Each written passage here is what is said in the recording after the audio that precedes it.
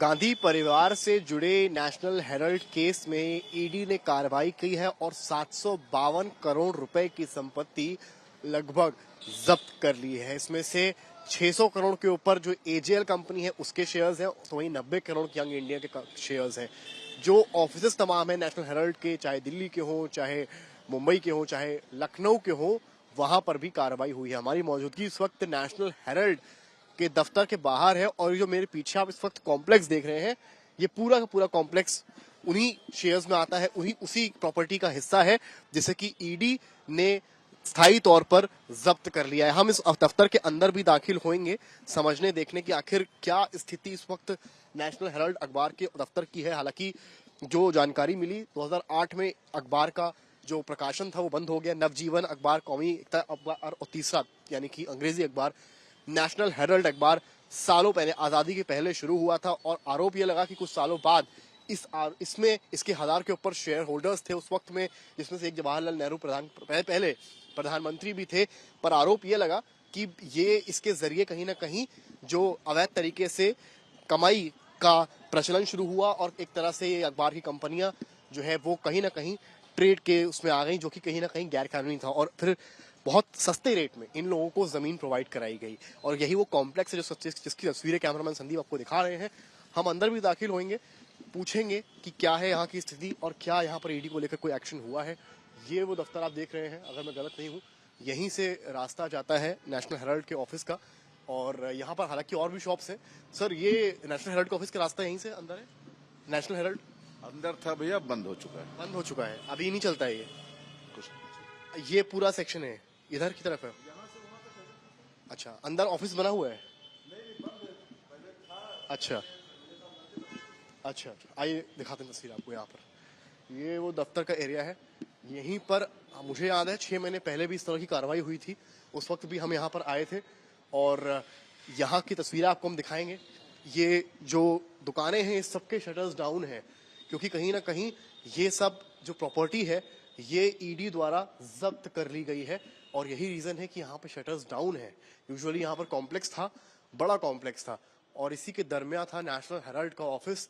और यहाँ पर आप देख सकते हैं तमाम जो यहाँ पर सेंटर्स हैं, ये आप देख लीजिए, एसोसिएटेड जर्नल्स का लिमिटेड का यहाँ पर बोर्ड भी लगा हुआ है। और कैमरामैन संदीप आपको दिखाएंगे यहाँ से, ये एजेएल है, जो एजेएल की जिसका मैं जिक्र कर रहा था इस कंपनी का, वो आप देखिए यहाँ से AJL 50 एसोसिएटेड जर्नल्स लिमिटेड, यानी कि AJL जो कंपनी थी, जैसा कि मैंने बताया, जो 752 करोड़ रुपए जब्तीकरण हुआ है उसमें 650 करोड़ के ऊपर लगभग शेयर्स किसके थे? AJL के थे। और ये जो दफ्तर आप देख रहे हैं यही नेशनल हेराल्ड का दफ्तर है, जिसमें फिलहाल सामने की तरफ देखेंगे आप ताला पड़ा हुआ है, यहाँ के शटर्स जो हैं वो गिरे हुए हैं। और इस तरफ भी आपको हम एक तस्वीर दिखाने की कोशिश करेंगे चलकर कि यहाँ पर भी देखिए ये भी पूरा बंद है। ये जितना स्लॉट आपको मैं दिखा रहा हूँ यहाँ से, सारे शटर्स आज की डेट में गिर गए हैं, क्योंकि ईडी की कार्रवाई जिस तरह से चल रही है उसको देखते हुए ये एक्शन यहाँ पर लिया गया है। और हालांकि ये तमाम अन्य ऑफिस भी यहाँ पर जरूर थे और अब पूरा कॉम्प्लेक्स जो है उसमें सन्नाटा है, तमाम ऑफिस हैं, तमाम लोगों के नाम लिखे हैं, पार्किंग एरिया भी यहाँ बनाया गया था, लेकिन अभी सभी कुछ बंद है यहाँ पे। यहाँ पर भी मैं आता हूँ तो शटर्स गिरे हुए हैं और यहाँ की तरफ आप चलेंगे तो एक एक दफ्तर बंद है, सब कुछ यहाँ पर बंद है।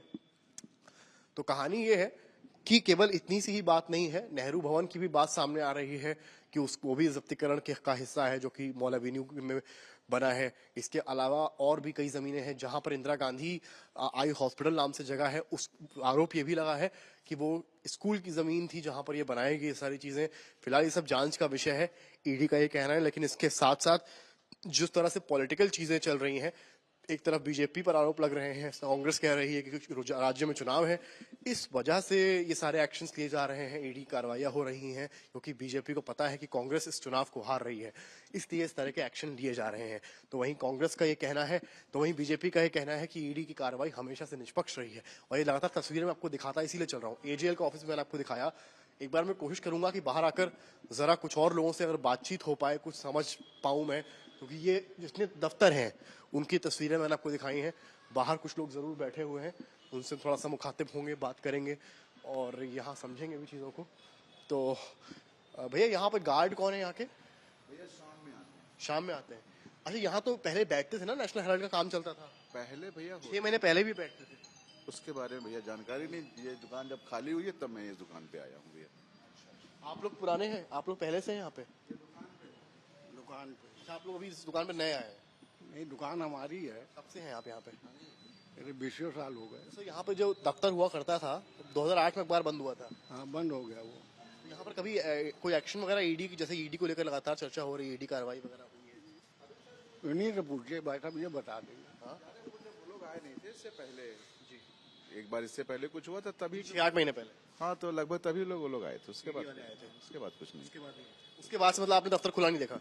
जी नहीं, हमने नहीं देखा भैया। उससे पहले खुला रहता था? उससे पहले भी बंद रहता था भैया। कभी कोई आ जाता था महीने 2 महीने में, अगर तो उसे यहाँ नहीं कोई आता था। तो ये कॉम्प्लेक्स के वो लोग हैं जिनकी यहाँ पर दुकानें हैं, वो ये कह रहे हैं कि जरूर आप प्रकाशन बंद हो गया था लेकिन दफ्तर खुलता था, पर कभी कभी खुलता था। और 6-8 महीने पहले, जैसा कि मैंने आपको बताया, ईडी कार्रवाई उस वक्त भी हुई थी और यहाँ पर ईडी के जो ऑफिसर्स थे वो आए भी थे। फिलहाल पड़ताल अभी शुरू ही हुई है, कब माना ये जा रहा है। अगर आप राहुल गांधी और सोनिया गांधी की बात करेंगे तो जमानत पर बाहर है।